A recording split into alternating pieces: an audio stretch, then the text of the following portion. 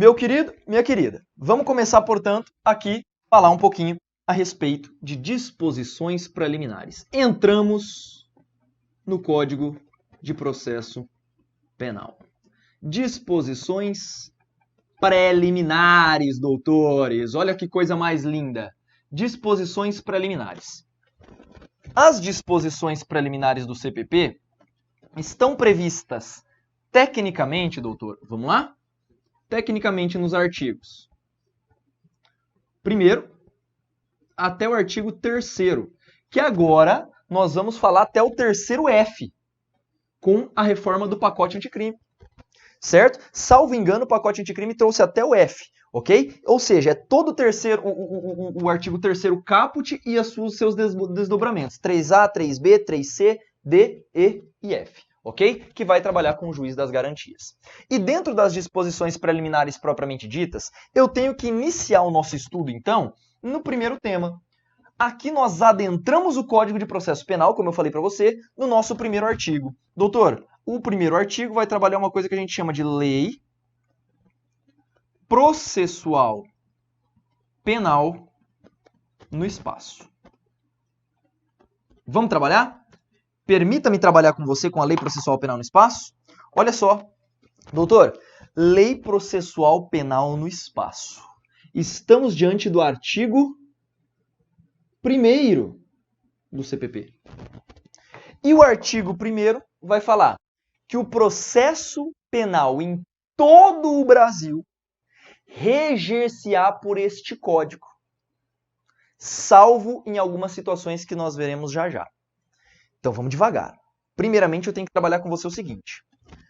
Dentro de disposições preliminares, eu tenho o primeiro tema, que é o artigo 1º, Lei Processual Penal no Espaço. A Lei Processual Penal no Espaço, doutor, ela é inaugurada e eu gosto muito de fazer um contraste com você com o que acontecia antes de 1941. Pedro, mas isso cai em prova? O princípio cai. Quer ver? Antes de 1941, cada estado, doutor, tinha o seu Código de Processo Penal. Cada estado regia o processo de uma forma. E aí o Código de Processo Penal, visando uniformizar isso, trouxe no seu artigo 1º que este código se aplica em todo o território nacional. Então, olha só, quando eu digo para você que a Lei Processual Penal ela se aplica em todo o território, nacional, daqui nós tiramos um primeiro princípio, que é o princípio da unidade. Unidade, ou seja, princípio da unidade, ele vai nos dizer que o Código de Processo Penal ele é uno, ele se aplica em todo o Brasil. Então, todo o processo, Pedro, um processo lá em Roraima e um processo no Rio Grande do Sul, ambos são regidos pelo mesmo código? Sim, princípio da unidade. Isso aconteceu pós-1941. Tudo bem? Bacana? E existe um segundo princípio, que é o princípio da territorialidade, não é? Princípio da territorialidade. Olha só, olha que interessante. Pedro, por que princípio da territorialidade? Porque o próprio Código de Processo fala assim, que será aplicado esse código em território nacional. Logo, eu vou ter aplicação dos dispositivos processuais penais em território brasileiro.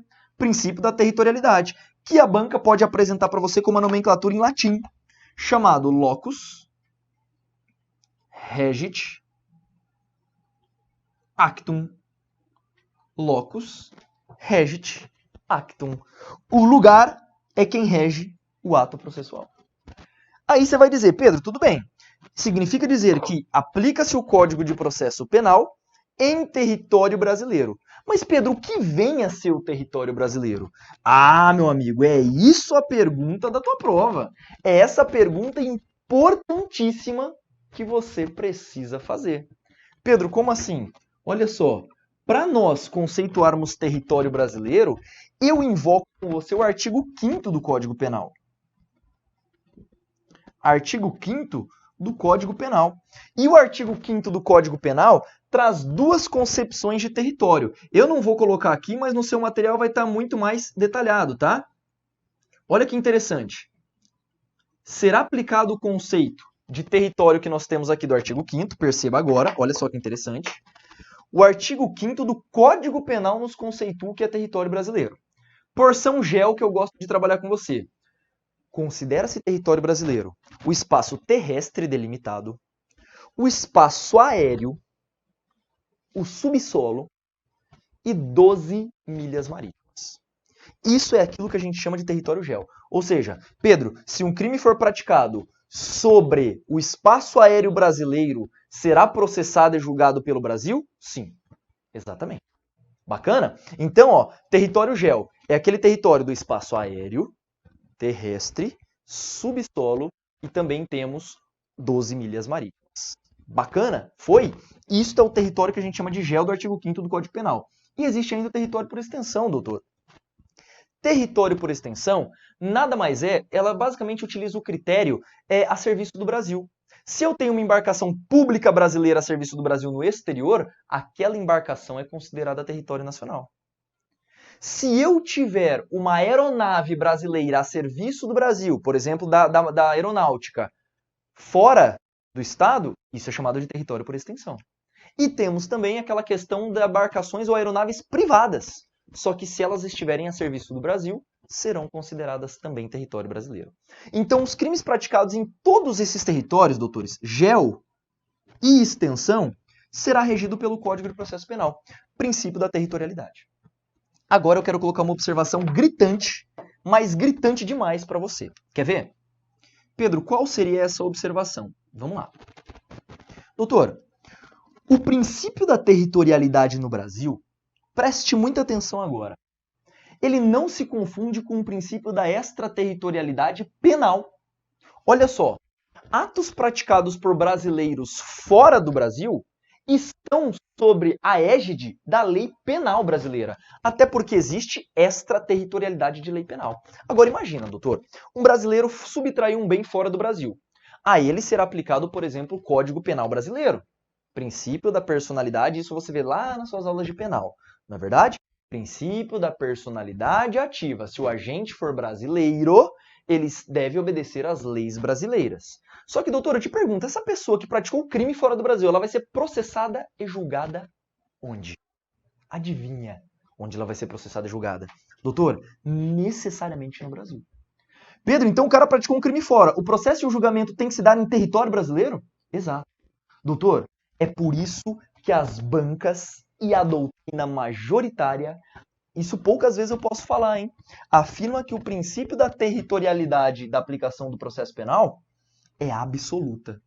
É por isso que você vai chamar isso de absoluta territorialidade. Doutor, o Código de Processo Penal, perceba, o Código de Processo Penal se aplica em território brasileiro e nunca fora. Não existe extraterritorialidade de processo penal. É por isso que pouquíssimas vezes você vai lembrar dessa palavra em relação ao direito absoluto. Aqui existe essa questão da absolutoriedade, digamos assim, dos atos processuais. Bacana? Então olha que interessante. Vamos de novo. De acordo com a Lei Processual Penal no Espaço, aplica-se o Código de Processo Penal em território brasileiro, que você já entendeu o que é, em todo o território brasileiro. Por isso, o princípio da unidade e da territorialidade. A banca pode chamar o princípio da territorialidade de locus regit actum. Isso você está dominando muito bem. Só que, doutor, ainda que um crime seja praticado fora no Brasil, o processo e o julgamento dele se dá em território brasileiro. A tramitação se dá em território brasileiro. É por isso que essa territorialidade é absoluta e esse é o posicionamento mais atual das bancas, notadamente FCC, CESP-UNB, VUNESP e por aí vai. Este é o entendimento em relação à territorialidade no processo penal. No penal tem extraterritorialidade. Bacana? Então esta é a Lei Processual Penal no Espaço. Agora, o que eu quero fazer com você? Eu quero ler uns dispositivos aqui no slide. Pedro, como assim? Olha só, a regra, doutor, a regra é que no Brasil se aplica o Código de Processo. Só que existem exceções em que o Código de Processo Penal não será aplicado, justamente pelo princípio da especialidade. Vamos ver o que o artigo 1º diz? Vem comigo aqui para a tela. Olha só. Quando você pega o artigo 1º, ele fala: o processo penal reger-se-á em todo o território brasileiro, princípio da unidade, por este código, ressalvados, ou seja, o ato praticado será tramitado no Brasil, só que não mais regido pelo Código. Primeira situação, tratado, convenção e regra de direito internacional. Doutor, em se tratando de tratados, convenções e regras de direito internacional que o Brasil adotou, vem aqui para mim. Olha que interessante. Se o Brasil adotou um tratado internacional, uma regra ou uma convenção, não será aplicado em território brasileiro o CPP, será aplicado esse tratado. Pedro, por quê? Me dá um exemplo disso? Doutor. Convenção de Viena que estabeleceu a imunidade diplomática. Doutor, se um diplomata estrangeiro vem para o Brasil e aqui pratica um crime, ele não pode ser preso em flagrante nos moldes do CPP. Por quê? Porque o Brasil é signatário de uma Convenção de Viena, de 1963. Então isso é muitíssimo importante que você entenda. Tratados, convenções e regras de direito internacional não se aplica o CPP, embora praticado em território brasileiro. Tudo bem? Vem comigo para a segunda exceção. Olha só. As prerrogativas constitucionais do presidente da República, ministros de Estado, nos crimes conexos com os do presidente da República e dos ministros do STF em crime de responsabilidade. Doutor, anota crime de responsabilidade, rachura, porque é isso que cai em prova. Vem aqui comigo. Pedro, que diabos é crime de responsabilidade? Doutor, eu já adianto. Crime de responsabilidade não é crime. Olha que interessante. A lei, o CPP, falou só do presidente, os ministros de Estado e os ministros do STF.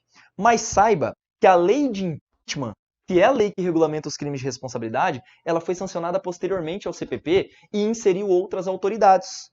Tudo bem? Inclusive governadores de Estado, a questão dos procuradores gerais, ok? Então olha que interessante. Apesar do CPP trazer só essas autoridades, isso deve ser estendido nos termos da lei de impeachment.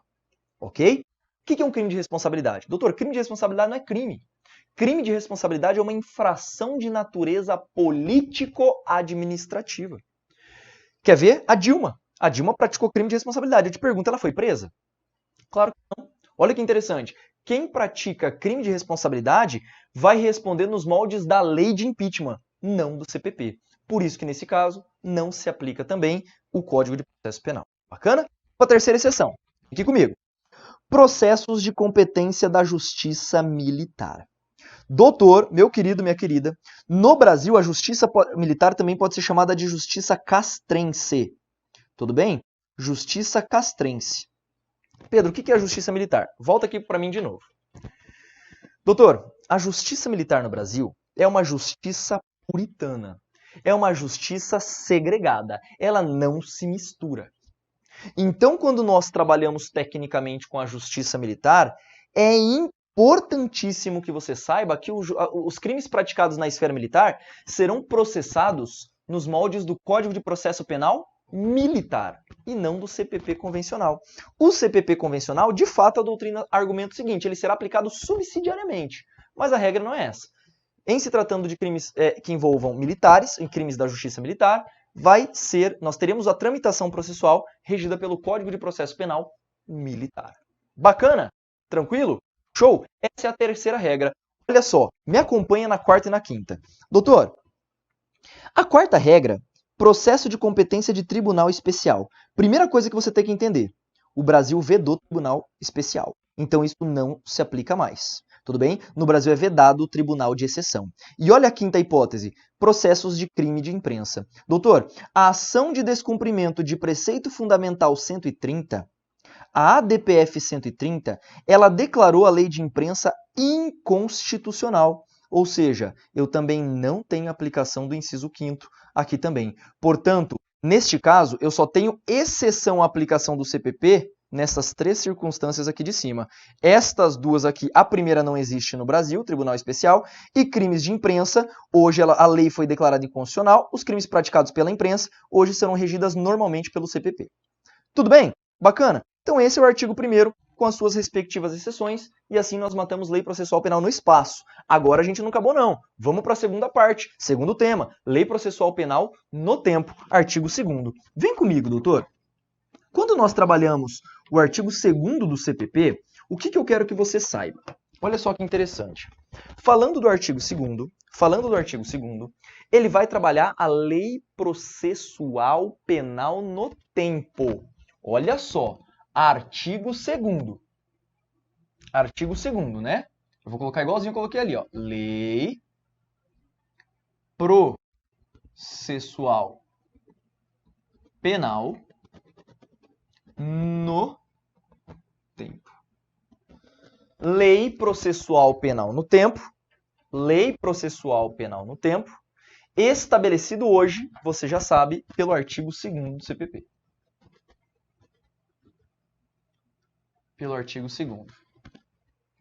Doutor, quando você pega para ler o artigo 2º do CPP, o que é muito importante que você saiba nesse quesito? Aqui, você vai se lembrar do seguinte, olha só. Lei processual penal no tempo. O CPP, ele cita o Código de Processo Penal, ele se aplica, a lei processual penal, aplicar-se-á de imediato, sem prejuízo dos atos praticados na vigência da lei anterior. Então, olha que interessante. A lei processual penal se aplicar-se-á de imediato, que é o princípio da imediatidade de lei.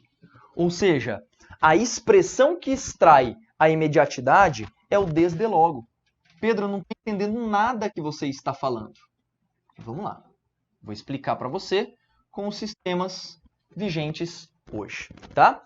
Anote primeiramente o seguinte. O CPP adotou o princípio da imediatidade. Onde, Pedro? Com a expressão desde logo.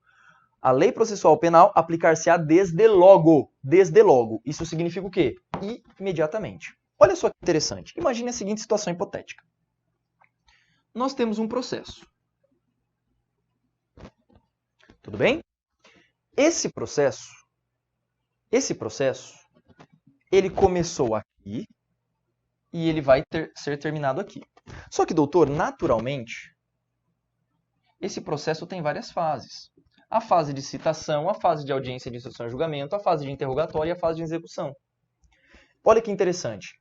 Desses sistemas da lei processual penal no tempo, existem 3 sistemas. O sistema da unidade processual. Unidade processual. Existe um sistema das fases processuais.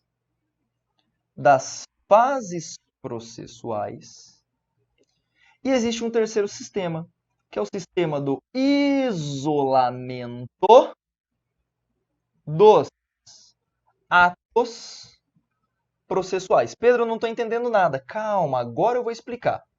Anota aí, porque agora você vai entender essa parada. Vamos lá? Vamos explicar bonitinho para você? Eu coloquei uma linha do tempo em que o processo se inicia até o momento que o processo acaba. Doutor, pelo princípio da unidade processual, a lei anterior, a lei na vigência de início desse processo, ela deve ser aplicada até esse processo acabar, pouco importando se vir lei nova, que é lei nova. Então, olha só, unidade processual. Por que unidade processual? Eu vou aplicar só uma lei nesse processo. Qual lei? A lei que iniciou esse processo. Pedro, mas no meio do processo a lei mudou. Pouco importa. Permanece a vigência da lei anterior. Doutor, esse não é o sistema adotado no Brasil. Tudo bem? E aí a gente pula. Fases processuais. Olha só, no sistema das fases processuais, imagina que nesta fase existe a lei A, e quando começou a segunda fase do processo, veio uma lei nova que é a lei B. Doutor, de acordo com o sistema das fases processuais, a lei A vai ser aplicada na fase em que ela está vigente e naquelas fases para trás. Enquanto a lei B só será aplicada na próxima fase que ela já estiver de vigência. Então, a lei processual penal ela será aplicada especificamente de acordo com as fases processuais. Não é o sistema adotado no Brasil. Doutor, o Brasil adotou o sistema do isolamento dos atos processuais. Pedro, por que isolamento dos atos processuais? Justamente porque o Código de Processo Penal fala que a lei processual penal aplicar-se-á desde logo, imediatamente. Pedro, eu estou no meio da fase processual e a lei muda. Eu estou no meio da fase e a lei muda. Eu tenho que esperar a fase terminar igual acontece nas fases processuais ou eu já aplico de imediato? Doutor, já aplica de imediato. Já se aplica de imediato. Por isso o princípio da imediatidade. Então, Pedro, vamos lá. Vamos lá. Hoje, a lei A fala que eu preciso de 3 testemunhas. E vem uma lei nova falando que é 5. Essa lei nova já se aplica? Já se aplica, sem problema, sem problema. Essa lei nova já se aplica. Tranquilo? De imediato. Pedro, mas e os atos praticados na vigência da lei anterior? Detalhe, hein? Esses atos praticados na vigência da lei anterior permanecem válidos. Então, pode colocar uma observação aí, ó. Os atos pretéritos, prévios, permanecem válidos. Permanecem válidos. Opa! Permanecem válidos. Ok? Permanecem válidos. Aí você poderia me questionar. Pedro, mas e se essa lei nova, que é aplicada de imediato, for prejudicial ao réu? Ela ainda assim se aplica? Porque no direito penal eu aprendi que a lei prejudicial não se aplica de imediato. E aí teremos a ultratividade da lei pretérita. Doutor, aqui não. Olha só. Aqui, essa lei nova, ela tem vigência de acordo com o isolamento dos atos processuais se ela for in bonam ou in malam partem. Vale in bonam, doutor, e vale in malam partem. Vale nos dois. Pedro, se ela for ruim, ela ainda assim é aplicada? Sim, ainda assim ela é aplicada. Tudo bem? Olha só. Então, de novo, vou fazer um resumão. Eu sei que é meio corrido, eu sei que você às vezes se perde, e é por isso que eu vou retomar agora com você. Presta atenção. Na Lei Processual Penal no Tempo, no artigo 2º, ele fala que a Lei Processual Penal aplicar-se-á desde logo, sem prejuízo dos atos praticados na vigência da lei anterior. Bacana. Esse princípio é o princípio da imediatidade. Como eu coloquei para você lá em territorialidade, eu vou colocar aqui também. Doutor, isso aqui pode ser chamado, sabe do quê? Eu falei lá na territorialidade, locus regit actum, e aqui você vai colocar como? Tempus regit actum. Tudo bem? Tempus regit actum, que é o princípio da imediatidade. Tudo bem? Tempus regit actum. É isso que eu quero que você guarde. O quadro ficou um pouquinho bagunçado aqui, mas faz parte, né? A gente está explicando automaticamente, só organiza depois aí no seu caderno também. Então, de novo, Código de Processo Penal será aplicado desde logo, de imediato, correto? Princípio da imediatidade, tempus regit actum. Bacana. Qual que é o sistema adotado, portanto, pelo Brasil? Se vier uma lei nova, se sobrevier uma lei nova, ela se aplica já de imediato. Isolamento dos atos processuais. Pouco importando se ela é in bonam ou in malam partem. Tudo bem? Sendo que os atos praticados anteriormente permanecem válidos. Lindo. Isso é bonitão. Agora, o meu problema está onde? De novo, doutor? Exceção. Vamos falar de exceção? Comigo. Olha só. Exceções à lei processual penal no tempo. Exceções à lei processual penal no tempo. Vamos lá? Olha só. Estas exceções, doutor, estas exceções, ou seja, se ela é uma exceção, você vai dizer assim, ó, não se aplica a lei processual penal de imediato.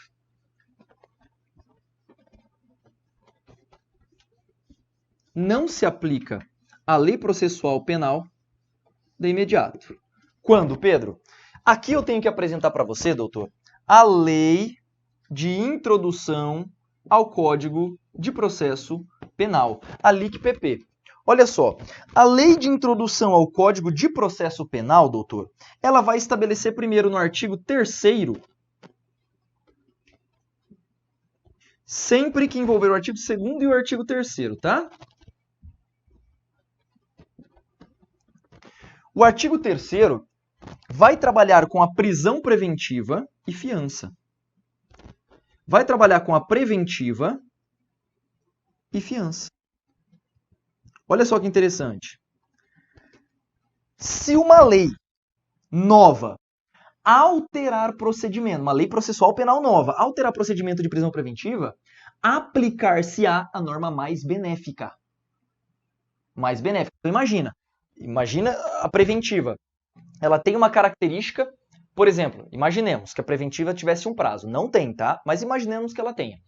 Prazo de 90 dias. Vem uma lei nova e fala assim, não, a preventiva pode ser por 120 dias, aumentando o prazo. Isso é bom para o réu? Claro que não. Neste caso, o que se faz é o seguinte, não se aplica a lei nova, permanece a vigência da antiga. O nome disso é ultratividade de lei. Tá? Então, em se tratando de elementos que trabalhem com a prisão preventiva e com a fiança, sempre se aplicam as normas mais benéficas. Da mesma forma, vale para prazo recursal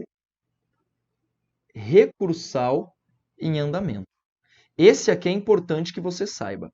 Prazos, no geral, doutor, os prazos eles têm que sempre beneficiar o réu. Pedro, por que os prazos têm que beneficiar o réu? Imagine, doutor, houve uma decisão judicial aqui e abriu-se um prazo de 10 dias, por exemplo, para apelação. 10 dias. Durante a vigência desse prazo recursal, vem uma lei nova aqui, e estabelece o prazo de 5 dias para o recurso. Doutor, eu te pergunto, essa lei nova é boa? Ela é boa ou ela é ruim para o réu? Doutor, ela diminui o prazo recursal, ela é ruim. Então, ela não será aplicada de imediato. Prevalece a norma mais benéfica. Prevalece a vigência da lei antiga. Tudo bem? Prazo recursal em andamento, prisão preventiva e fiança. Então, você vai dizer que nesses dois casos, prevalece a norma mais benéfica para o réu. Tudo bem? Neste caso, prevalece norma mais benéfica para o réu. Show de bola? Bacaninha? Toma bastante cuidado com esses dispositivos aqui que eu quero trazer para você. Só confirma depois, permita-me confirmar só a questão desses dois artigos, doutor, no nosso materialzinho. Se a prisão preventiva e a fiança, eles vão bater nesses dois. Olha só que interessante. Quando nós trabalhamos com esses dispositivos, como eu falei para você, são exceções, doutor. Exceções à regra, ok? Estas exceções acontecem justamente como sendo questão de prova. Permita-me só fazer a correção aqui para você, é justamente o contrário. Olha só. Aqui, na verdade, é o artigo 2º e aqui é o 3º. Perdão, vamos para o nosso material, depois lá vai estar certinho para você. Ok? Então, o artigo 2º da Lei de Introdução ao CPP e o artigo 3º vão trabalhar com essas duas hipóteses que eu quero que você tome muito cuidado na sua prova. Sempre se aplica a norma mais benéfica. Superamos isso, temos mais uma exceçãozinha. Então, esta daqui foi a primeira. Vamos para a segunda? Vem comigo para a segunda exceçãozinha, aqui é a lei. Doutor, normas híbridas, ou chamadas também de normas mistas, ou chamada também de normas de conteúdo material. Essa aqui também cai relativamente bem na tua prova. Pedro, como assim? O que são as normas híbridas, mistas ou chamada também de conteúdo material?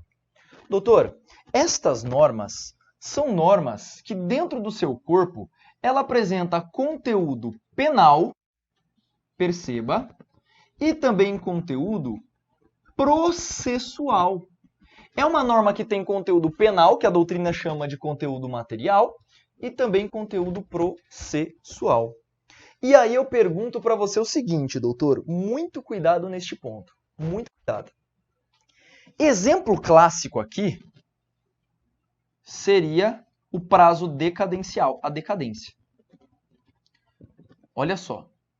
A decadência, normas sobre decadência são normas híbridas, porque ela apresenta conteúdo penal e processual penal. Pedro, mas o que é a decadência que eu não estou entendendo nada? Doutor, decadência, olha só, é um dos dispositivos que nós estudamos em tema de ação penal, mas é nada mais do que um prazo. Olha só que interessante. Nos crimes de ação penal pública condicionada à representação ou nos crimes de ação penal privada, em crimes em que eu preciso representar, basicamente isso, que são os de ação penal pública condicionada à representação, eu tenho um prazo para representar, e esse prazo é de 6 meses a contar do conhecimento da autoria. Eu tenho um prazo de 6 meses. Doutor, este prazo de 6 meses, depois que decorrido, acontecem duas coisas. Uma coisa penal e uma coisa processual penal. Pedro, qual é a coisa penal do decorrer de 6 meses de decadência? Do decorrer de 6 meses de decadência.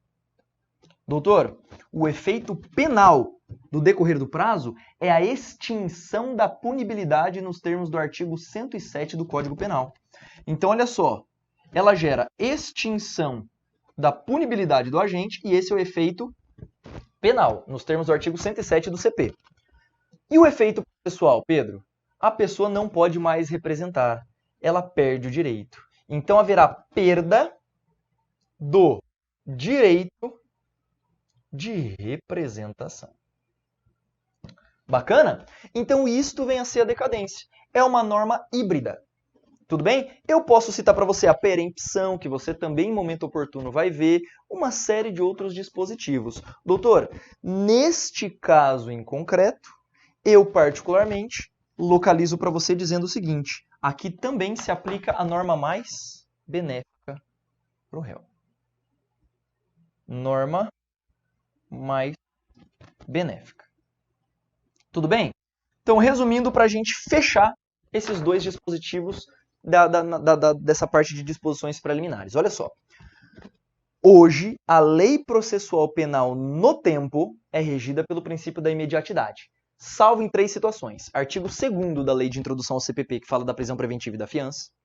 Artigo 3º, prazos em andamento, inclusive o prazo recursal. Tudo bem? E 3º, normas híbridas ou mistas. Tudo bem? São as 3 exceções que eu gostaria de trazer aqui a não aplicação do princípio da imediatidade. Tudo bem? Bacana? Então, assim, nós finalizamos a Lei Processual Penal no tempo e a Lei Processual Penal no espaço.